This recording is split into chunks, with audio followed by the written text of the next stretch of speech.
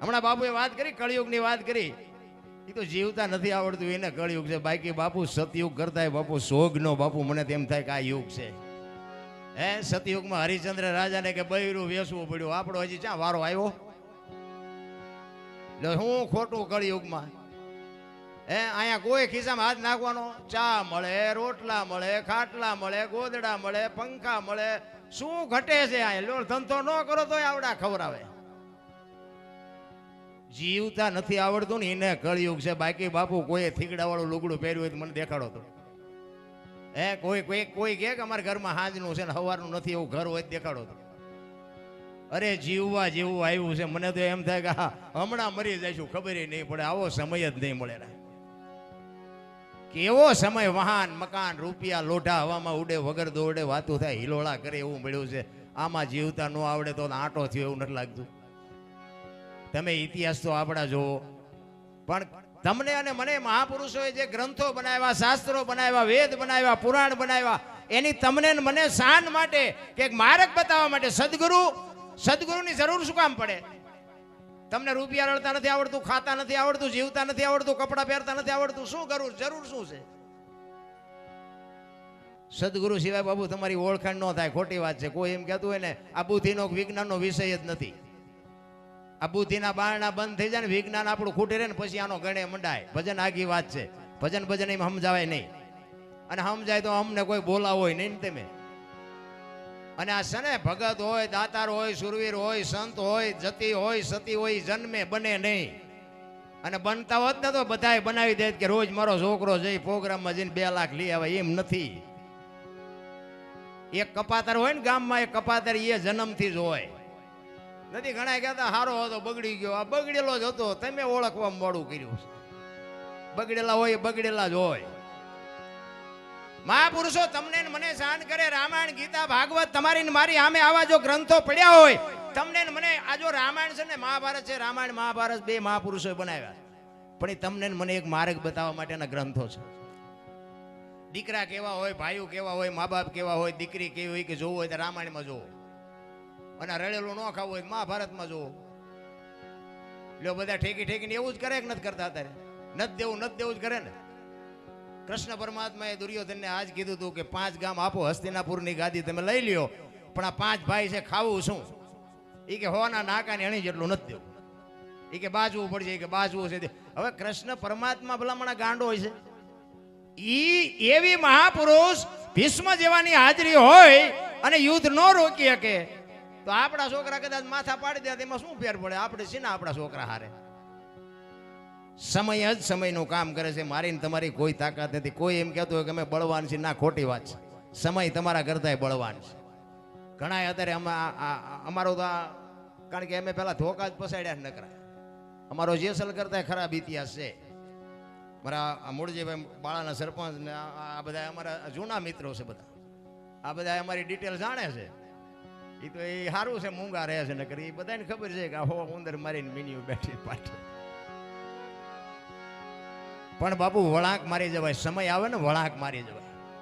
કચ્છનો બારવટીયો બાપુ જેસલ જાડેજો સતી તોરલને લઈ અને મધદરિયામાં જ્યારે પૂગ્યા ને, વાત લાંબી છે, ટૂંકામાં કહું, પણ એ મધદરિયામાં પૂગે, પવનની દિશા બદલાવીને ખોરડા જેવડા મોભા મીંડાનું રોલવા. તેથી કચ્છનો કાળો નાગ બાપુ બરફની પાટ ઓગળે મીડ્યો રોવાક. તોરલ હમણાં બુડી જાય ને હમણાં મરી જાઓ. તારે તોરલ કહે છે, જાડેજા તમે કહેતા હતા ને મારી તલવાર જેટલી તાકાત કોઈ નામ નથી. આ દરિયાને મંડો કાપવા, હમણાં પૂગી જાય છે. તમે જેને માર્યા નહીં બધાને જીવવું હતું. લોહીની શેડી ઉડે એમાં મજા આવતી હતી ને. મરી જાઓ, વહેલું મોડું મરવાનું તો છે, મરી જાઓ. પણ મરવું એમ હેલું છે? આ બધા તમે આ થીર થઈ ગયા છો, પણ હમણાં કાળો નાગ નીકળે છે. ઉભા રહ્યો મને સાંભળવા. ને મરવાનું છે, બધાને ખબર છે કે મરવાનું જ છે. એક દી મોત બાપુ બધાને ખબર છે કે અઘરું છે, અને આવવાનું છે. વાત પાકી 100% છે.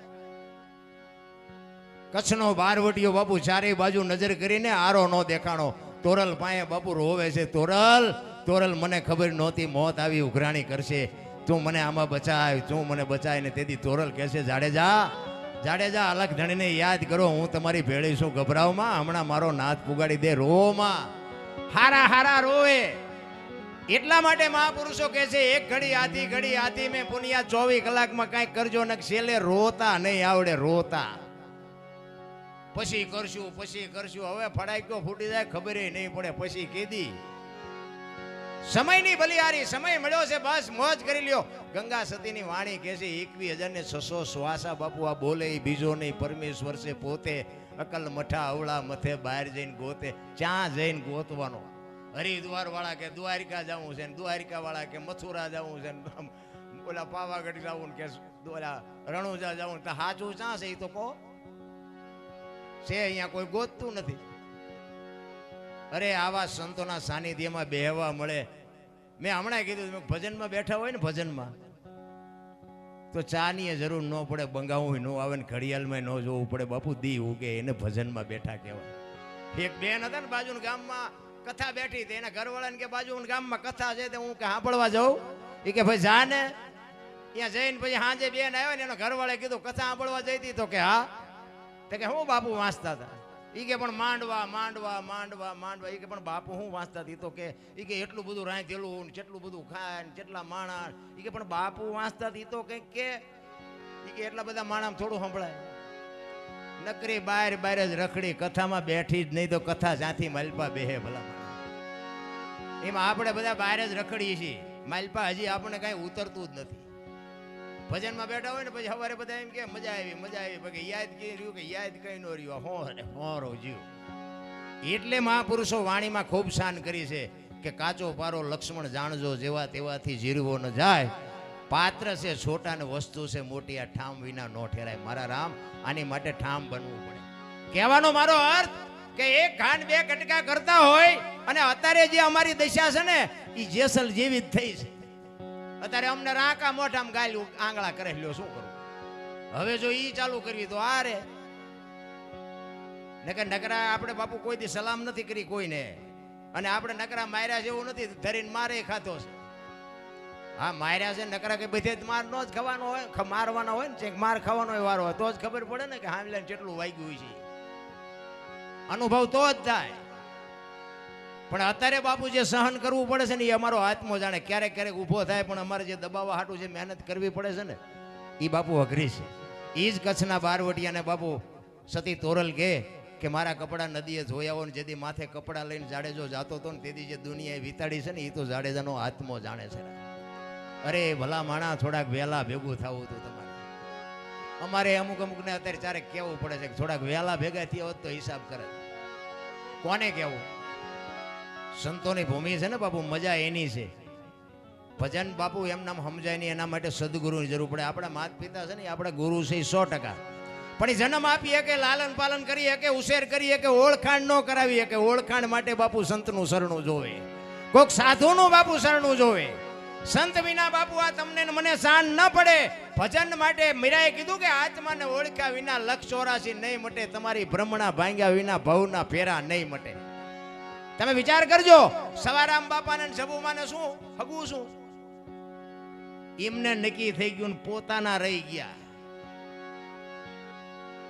નક્કી થઈ જવું જોઈએ પછી આપણે ક્યાં બેઠા છે એની આપણને ખબર હોવી જોઈએ પછી આમાં નાચ જાતનું ઊંચા નિશાનું મને તેમાં કઈ ટપા જ નથી પડતા મને એમ થાય કે આમાં ઊંચાનું નિશાનું ક્યાંક કંઈક માથાના વાળ જેટલો ફરક હોય તો આપણે આને કહેવાય ને કે આ ઊંચો છે ને આ નીચો છે બનાવવા વાળા કાંઈ ફેરફાર નથી કર્યો તમે નું કોણ કેવા વાળા કે ઊંચો ના નીચો છે ઊંચા નાળિયેરીના ઝાડવા છે આપણા ફળિયામાં હોય ને ચોથા ફળિયામાં સાયો હોય તો શું ઊંચાન કરવા છે હા આપણા ઘરમાં વહાણ હોય ને વહાણ તો તમે જોવો તો મોટી મોટી ગોળીઓ મોટી મોટી ટીપીઓ બધું હોય એ બધું અફરજ હોય ને એ કોઈ કામમાં આવે ઓલા સાલિયા ને વાટકા ને લોટા ને ગલાસ રોજ ઠેબે આવતા હોય રોજ 3 વખત તમને એમાં ખાવા દે એ રોજ ઠેબે આવે અને ઓલા તો બેનું દિવાળી એક વખત ઉતારે ને હાથના સોડા પડાવી દે પાછા અહીંયા ચડાવી દે ને પાછા આવતી દિવાળી એટલે તો આને લાવવાની જરૂર શું મોટા આમ જ છે જીવન બાપુ મસ્તીમાં જીવાય જો આમ જાડેજો બેઠો મસ્તીમાં જીવે જો મસ્તીમાં બાપુ 500 રૂપિયાની ચોકલેટ મગાવીને ઢગલા કરે જો અહીંયા અમે બેઠા હતા ને